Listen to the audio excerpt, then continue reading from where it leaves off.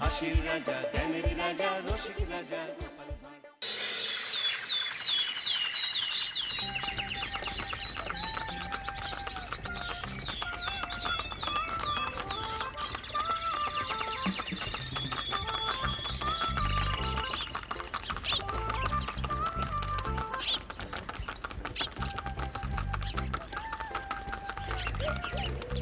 অনেক দিন পর বেশ লাগছে বন ভ্রমণ। মাঝে মাঝে কাজের ফাঁকে এইসব জায়গায় এলে মন খুব ভালো লাগে। শুদ্ধ বাতাস, মাটির সোনা গন্ধ, পাখির কলতান, আহা।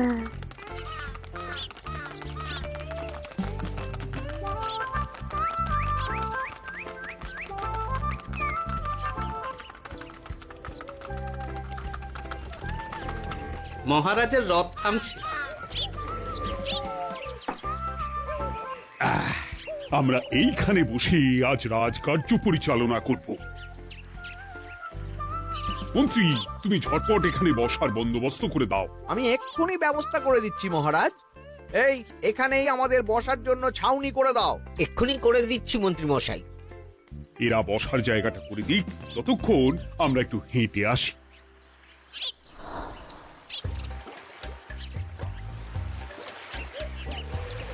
সকালবেলা হাঁটা শরীরের পক্ষে খুব ভালো মহারাজ।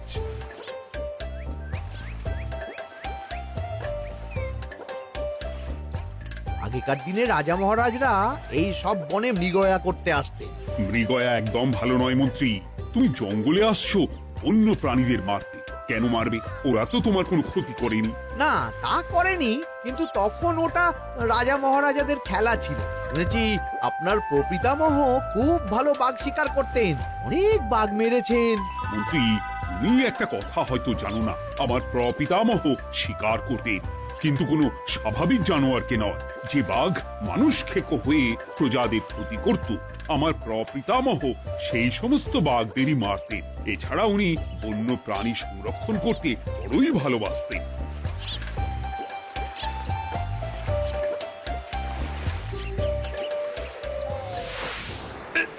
উফ, এটা আবার কি? এই এটা আবার কোথা থেকে উড়ে এলো? কোথাও তো ঝড় হাওয়া কিছুই নেই।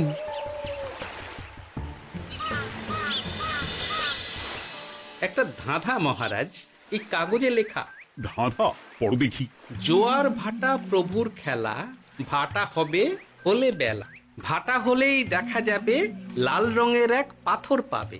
নদীর ধারে গর্ত করে যত্নে সাজাই কলস ভরে।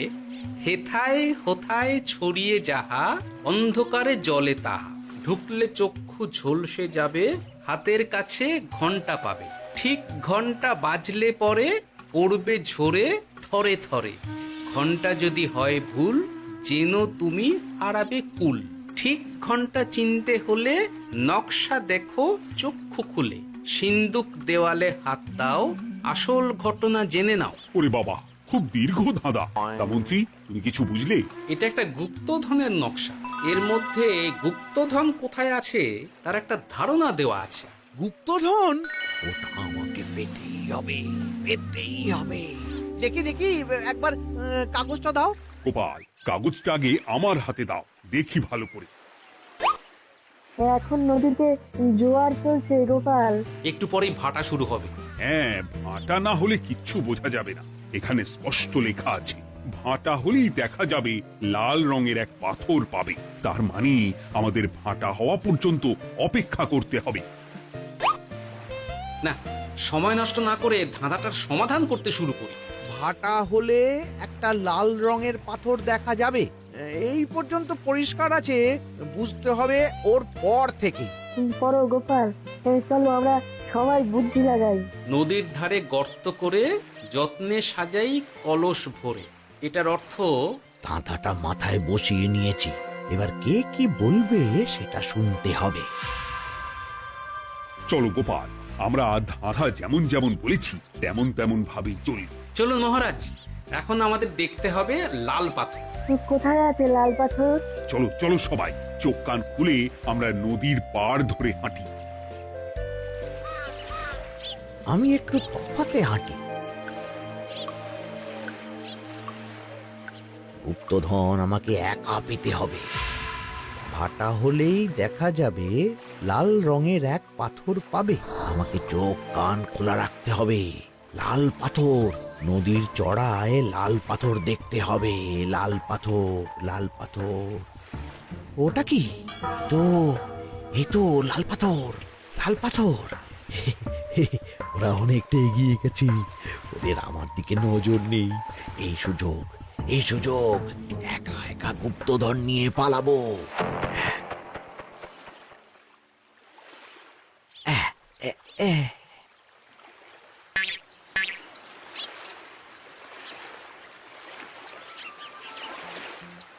কি গো, আমরা তো হেঁটেই চলেছি, লাল পাথর তো কই দেখতে পাচ্ছি না। আরেকটু হাঁটতে হবে মহারাজ, গুপ্তধন বলে কথা, ওকে আর সহজে ধরা দেয়? সেটা অবশ্য সঠিক কথা।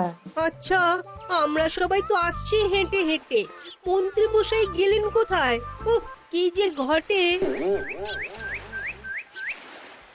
সত্যি তো, মন্ত্রী কোথায়? ও সেনাপতি, মন্ত্রীকে দেখেছো? কই না তো মহারাজ। তাহলে কোথায় গেলেন মন্ত্রী মশাই? এই জঙ্গলে বাঘ ভাল্লুক আছে, শেষে কিনা বাঘে নিল। হায় হায় হায়, মন্ত্রী গিন্নির কাছে আমি কি মুখ দেখাবো? হুম, বাঘ ভাল্লুকের পেটে যাবার লোক তো মন্ত্রী মশাই নন। ও গোপাল, কি ভাবছো? কিছু তো একটা বলো। এখন আমাদের মন্ত্রী মশাইকেই খুঁজতে হবে। তবে মন্ত্রী মশাই বাঘ ভাল্লুকের পেটে যায়নি। তুমি নিশ্চিত হচ্ছ কি করে? অত পেঁচালো মানুষকে বাঘ ভাল্লুক গন্ধ শুকেই ছেড়ে দেবে, হজম করতে পারবে না। না না না, এখন রসিকতা করার সময় নয়, আমাদের মন্ত্রীকে খুঁজে বার করতেই হবে। কোথায় গেল মন্ত্রী? চলো চলো, গুপ্তধন মাথায় থাক, চলো মন্ত্রীকে খুঁজি। আহ, মন্ত্রী কোথায় গেল কে জানে। একবার পুরো ধাঁধাটা ঝালিয়ে নি। ভাটা হলেই দেখা যাবে লাল রঙের এক পাথর পাবে। ভাটা হয়েছে, লাল রঙের পাথরের মাথায় চাপ দিয়ে গুহার মুখও খুলেছি। এবার এবার নদীর ধারে গর্ত করে যত্নে সাজাই কলস ভরে। এটাই তো ঠিক বুঝতে পারছি না।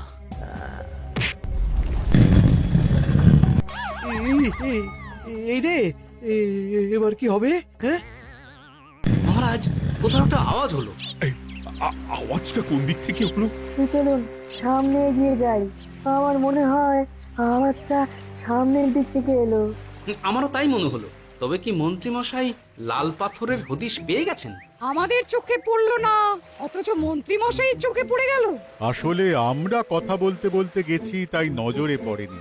মন্ত্রী মশাই একা একা আমাদের পেছন পেছন আসছিলেন। উনি ইচ্ছে করেই আমাদের পেছনে পেছনে আসছিলেন। নিজে একা গুপ্তধন নিয়ে যেতে চেয়েছিলেন, এখন কোথায় আছেন কে জানে।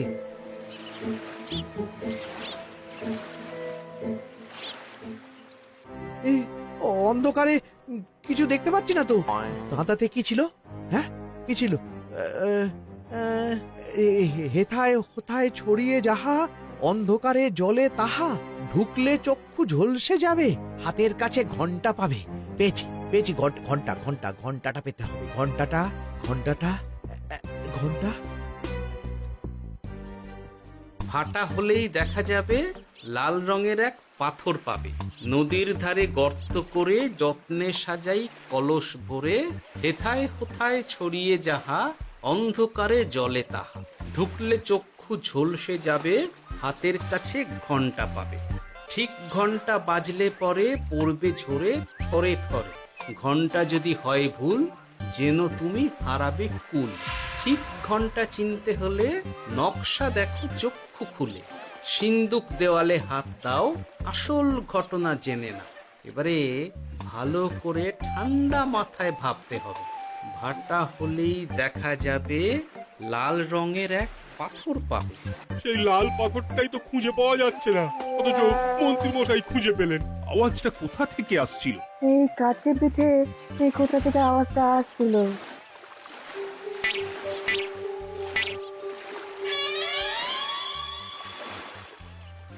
এই তো, এটাই মনে হয় সেই লাল পাথর। একটু নাড়িয়ে চাড়িয়ে দেখি তো কিছু হয় কিনা।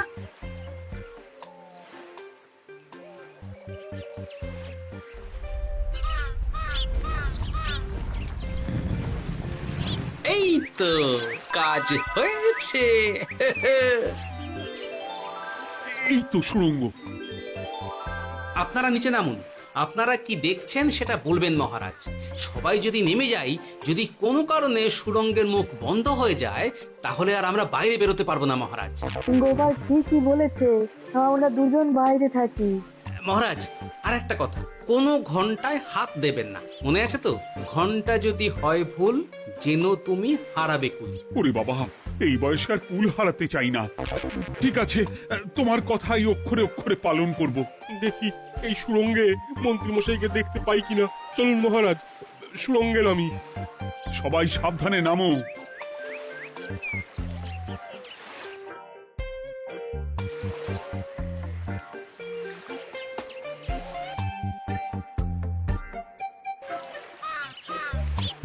মহারাজ, ওখানে কি কি দেখতে পাচ্ছেন? ওখানে কি মন্ত্রী মশাই আছেন? না গোপাল, মন্ত্রীকে এখনো দেখতে পাইনি। শুধু আমি এখানে অজস্র পাথর দেখতে পাচ্ছি। পাথরে পাথরে ছয়লা, ছোট বড় অজস্র। পাথরগুলো বড় অদ্ভুত, কিরকম কিরকম মানুষ মানুষ গড়ন। লম্বা বেঁটে হরেক রকম।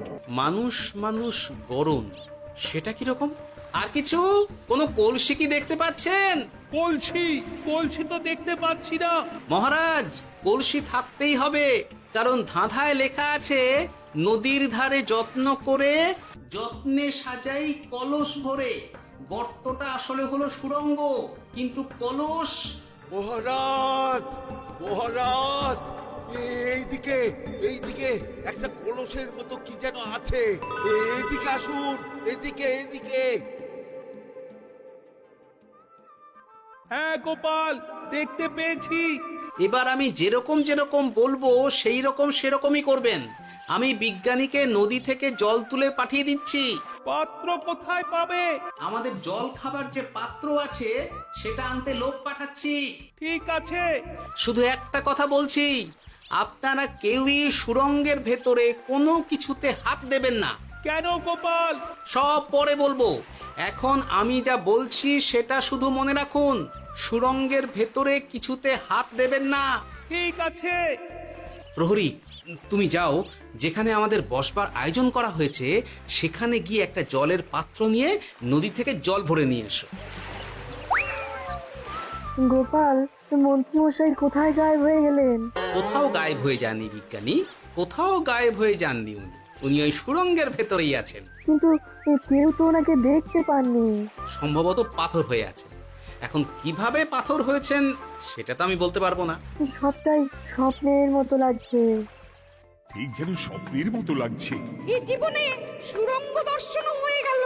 আমাদের পাতাল প্রবেশ। পাতালে আসিয়া আমি মনে মনে বলি, গুপ্তধন নিয়ে আমরা যেন সৎ পথে চলি। তোমার এখনো কাব্য আসছে সভাকবি? আসছে মানে কাব্যের সাথে আছে রোমাঞ্চ, করছে গা শীত, হচ্ছি আমি অধীর। মহারাজ, জল দিয়ে বিজ্ঞানীকে পাঠাচ্ছি। কি করতে হবে বিজ্ঞানীকে সব বলে দিয়েছি। তুমি ভেতরে আসবে না? আসবো ঠিক সময়ে। এখন আমি যেমন যেমন বলবো আপনি ঠিক তেমন তেমন করবেন। ঠিক আছে। বিজ্ঞানী, যেমন যেমন বললাম ঠিক তেমন তেমন ভাবে কলসিকে জল দিয়ে পরিষ্কার করবে। মনে রেখো, ধাঁধায় আছে কলসি সাজাই যতন কর। তুমি একটা কথা মনে রেখো বিজ্ঞানী, কোথাও হাত দিও না কিন্তু। ঠিক আছে গোপাল, তোমার উপস্থিত বুদ্ধির তুলনা নেই। আমি যাচ্ছি গোপাল। সাবধানে সাবধানে। মহারাজ, বিজ্ঞানী যাচ্ছে। সাবধানে নামো, সাবধানে। মহারাজ, কলসিটা কোথায়? ওই তো, একটু সাবধানে যাও।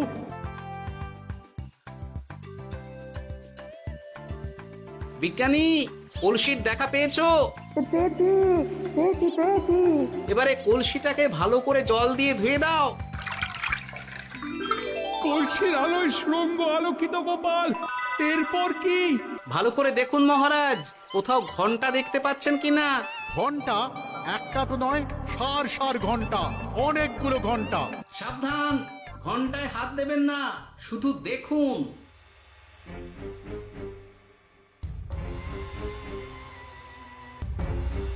মহারাজ, আমরা গুপ্তধনের খুব কাছে চলে এসেছি। তাই নাকি? কি মজা, কি মজা, এবার খাবো ক্ষীরের গজা। আহ সভা কবি, চুপ করো। এখনো আমরা গুপ্তধন পাইনি। বাবার মুখে দাঁড়িয়ে সবগুলো তারা আঁকা। বিজ্ঞানী, কোনো ঘন্টায় চাঁদের নকশা করা আছে কি? একটু দেখে বলো না। আমি আতস কাজ নিয়েই দেখছি, সব ঘন্টাতেই তারা আঁকা। খবরদার, কোনো ঘন্টাকেই ছোঁবে না। ঠিক আছে, কোনো কিছু না ছুঁয়ে আমি দেখছি। পেয়েছি গোপাল, চাঁদ আঁকার ঘন্টা পেয়েছি। ওই ঘন্টাটা বাজাও, বাজাও।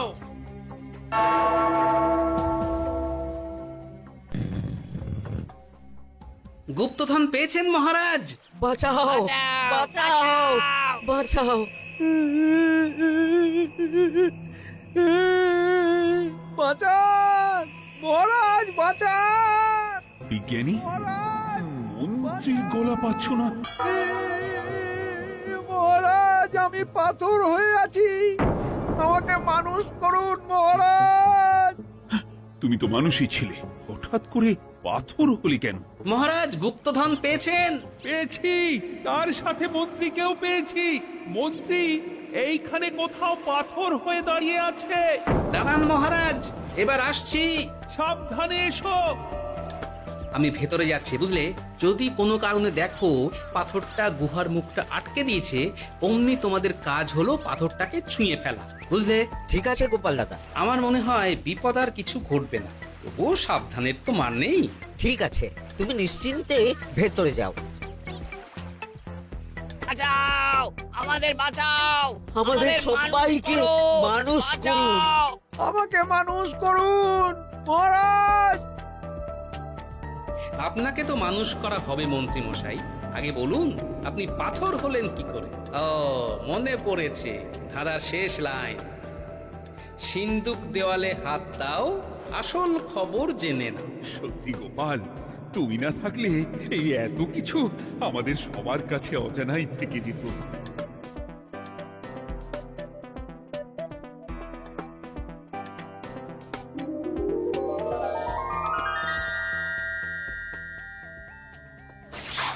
ধন্যবাদ আমাকে মুক্ত করার জন্য। আপনি কে? আমি যক্ষ। আমাকে এই ধন সম্পত্তি পাহারা দেওয়ার জন্য এক ডাকাত দলের সর্দার যক্ষ করে রেখেছিল। আমি 100 বছর ধরে এইখানে যক্ষ হয়ে আছি। আমি তোমার জন্য মুক্ত হলাম গোপাল। এই সম্পত্তি তোমার গোপাল। সম্পত্তি নিয়ে আমি কি করব? আমি এই সব সম্পত্তি মহারাজকে দান করলাম, রাজ্যের অনেক কাজ হবে। তুমি ধন্য গোপাল, তুমি ধন্য। এবার আমার যাবার সময় এসেছে, আমাকে যেতে হবে। যাবার আগে এই পাথরগুলোকে মানুষ করে যান। এরা সব লোভী। আমি আমার সীমিত ক্ষমতায় এই গুপ্তধনের ধাঁধাকে এখানে যারাই ভ্রমণ করতে আসে তাদের হাতে তুলে দিই, কিন্তু কেউ এই ধাঁধার সমাধান করতে পারে না। সবার মনে লোভ কাজ করে, এই লোভ এদেরকে পাথর করে রেখেছে। পাথর হলো কি করে? একটা মানুষ এসে বুক ভরা লোভ নিয়ে আধা পুরো না জেনে পাথরে হাত দিলেই সে পাথর হয়ে যাবে। আমাদের ভুল হয়েছে, আর লোভ করবো না, আমাদের বাঁচাও। আমাকে মুক্ত করে দিন, আমার খুব ভুল হয়েছে মহারাজ, মুক্ত করে দিন আমায়। তুমি এখানে আগে এসেছিলে, তাই তো আগে এসে ভাবলে নিজেই একা একা গুপ্তধনকে হরপ করে দেবে। এদিকে তোমাকে না দেখতে পেয়ে আমাদের কত চিন্তা হচ্ছিল। যারা লোভী তারা কারো কথা ভাবে না, শুধু নিজের কথা ভাবে। আমাকে আর একটা সুযোগ দিন, আমি আর লোভ করব না মহারাজ। ও, তোমার কথার কোনো দামই নেই। না মহারাজ, আমাকে আর একটা সুযোগ দিয়ে দেখুন, আমি আর লোভ করব না, আমাকে মানুষ করুন মহারাজ। আমাদের সবাইকে মানুষ করুন, দয়া করে মানুষ করুন। যক্ষরাজ, এদের আপনি ক্ষমা করে দিন। ঠিক আছে, তোমাদের আবার মানুষ করে দিচ্ছি।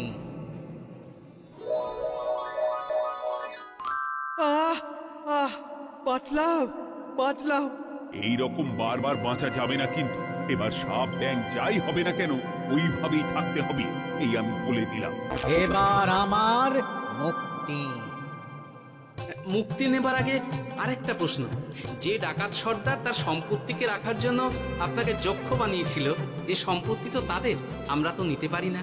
লোভ বড় খারাপ গোপাল, অতিরিক্ত লোভ মানুষকে পশু করে দেয়। ওই ডাকাত দল এই সম্পত্তির জন্য সবাই কাটাকাটি করে মরে গেছে, কেউ আর বেঁচে নেই।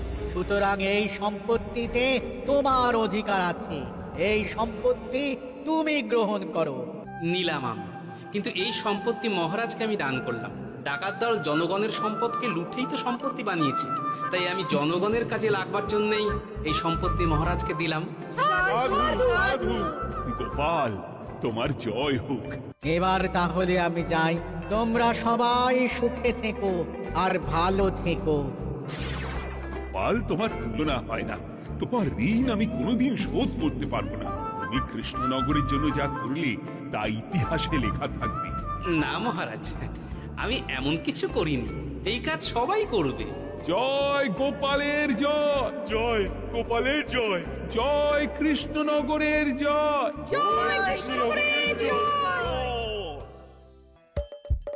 হাসির রাজা জ্ঞানের রাজা রসিক রাজা গোপাল।